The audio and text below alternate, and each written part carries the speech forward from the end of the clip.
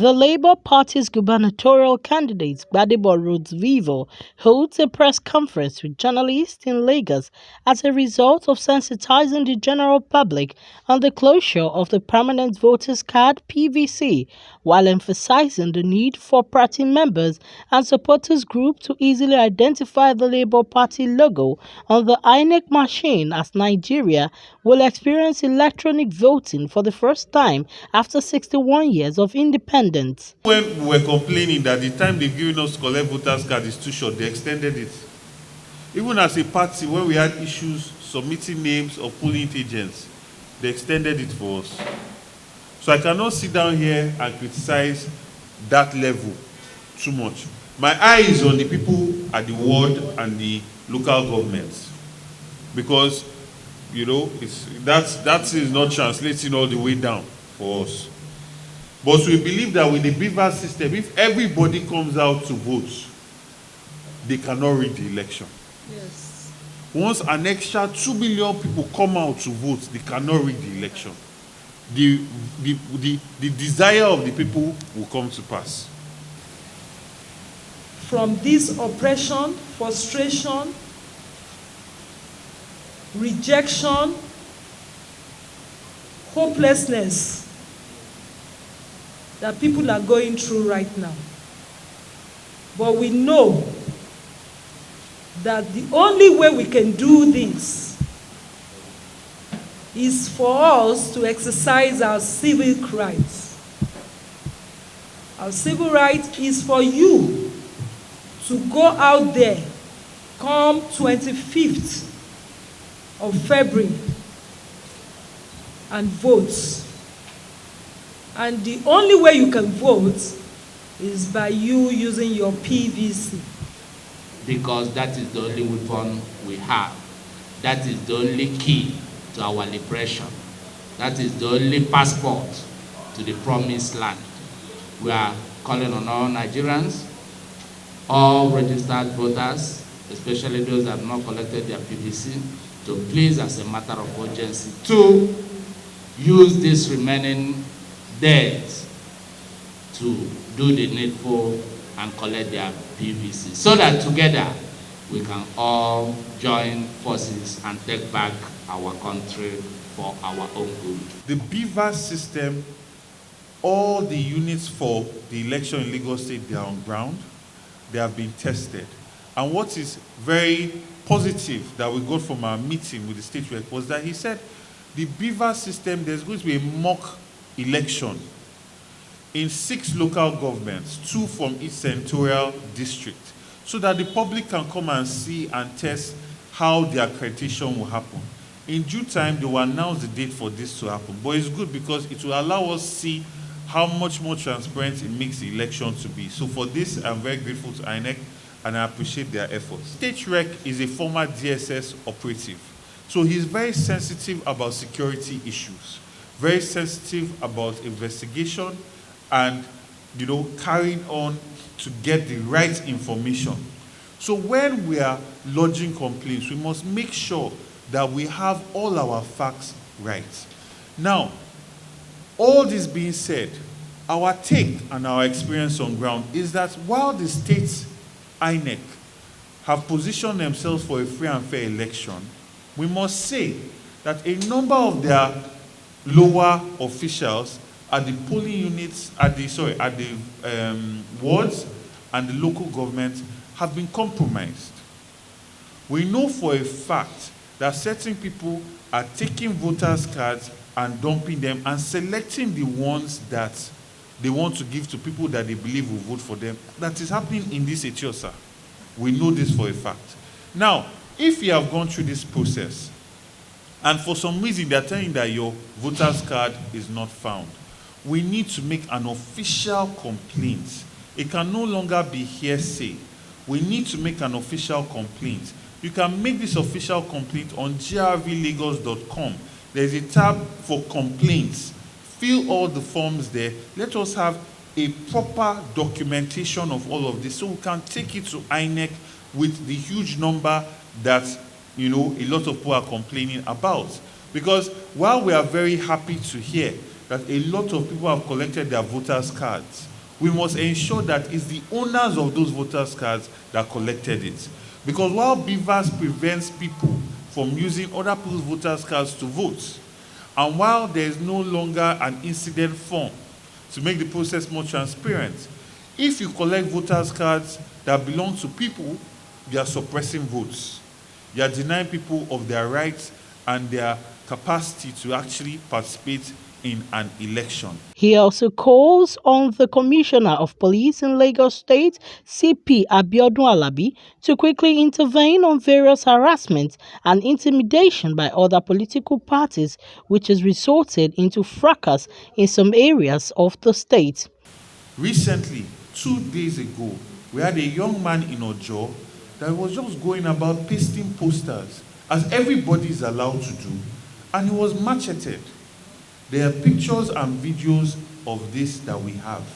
He can identify the people behind this, and we are also going to pursue this to the full extent of the law.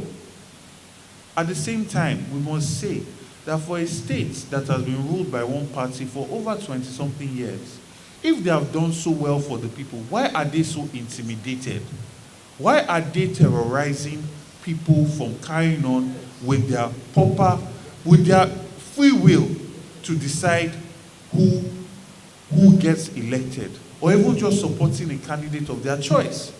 Viral video that we saw was an allegation that INEC was writing out numbers to sort of discriminate against people. The people showed videos of INEC staff copying down numbers, and that went viral, and a lot of people were worried about this. And the state rec explained to us that these PVCs have been in their possession since 2011.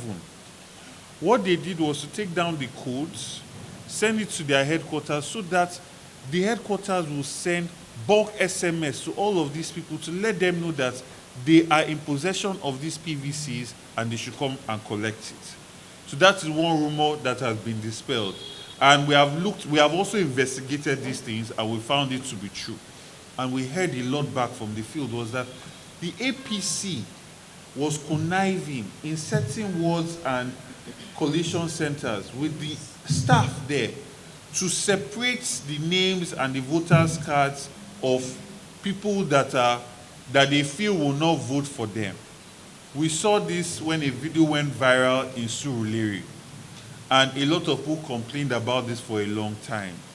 Fortunately, myself, in company of the senatorial candidate for Lagos Central, the State Assembly member, and the House of Rep for Surulere, visited these trouble spots about the next day or 2 days after.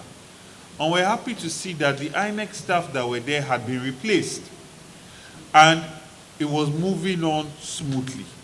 And we asked everybody in the area, how is this going? Is moving on smoothly. And Lagos State is a state that its core foundation is live and let live, is coexistence, is peaceful harmony. That is the real culture of Lagos, the real culture of Lagos. And this is being taken away. And we cannot allow this to happen. We must push back. This is not the first time this incident has happened. In Ikorodu, a woman leader was intimidated and harassed. We had the flag boys of Labour Party that were almost set ablaze in Oshodi Solo, almost lynched. And this has been happening all over Lagos State. And it is not acceptable. We will not be bullied, we will not be intimidated.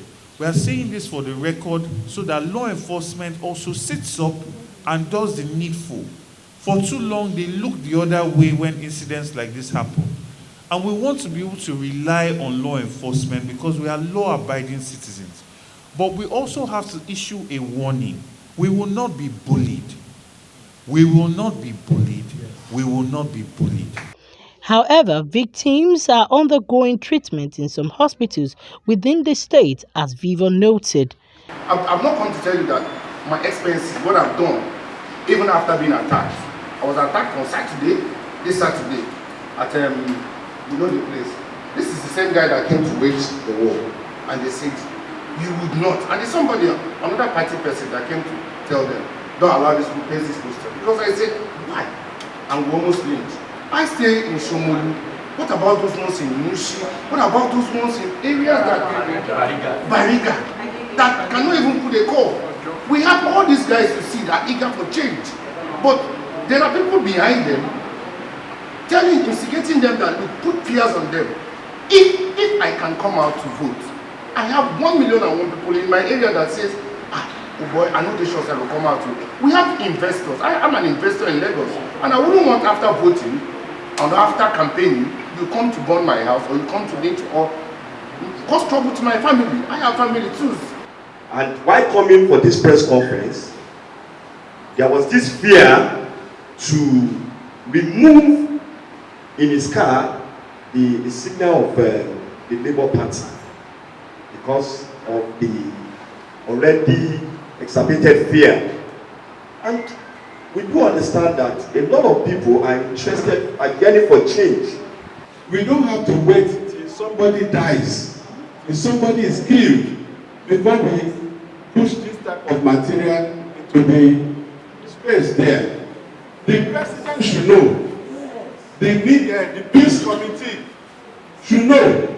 The inspector general should know. It's not a question of just somebody, an innocent person was doing something lawful, and some people had to go there and attack him, and they almost killed him.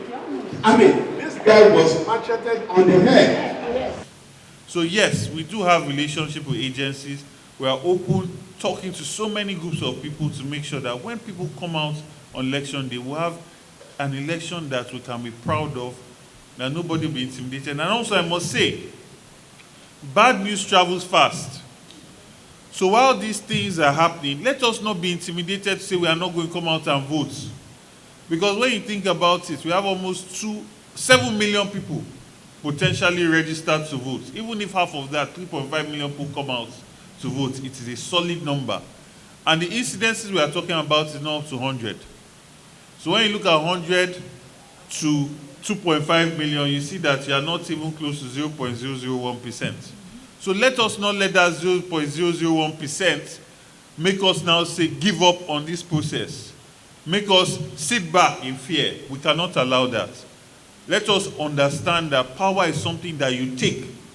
Nobody gives it to you for free. That we are not going to be intimidated.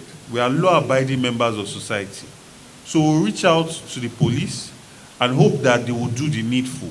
While reviewing his agenda and mission statement, he promised artisans, traders and residents a friendly atmosphere for businesses to thrive, rehabilitation for deplorable roads in Lagos, and the availability of toll-free under distress.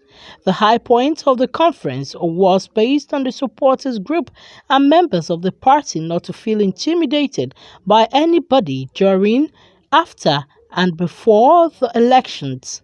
In Lagos, Olayinka Olatunji reporting for Newsbuster NGTV.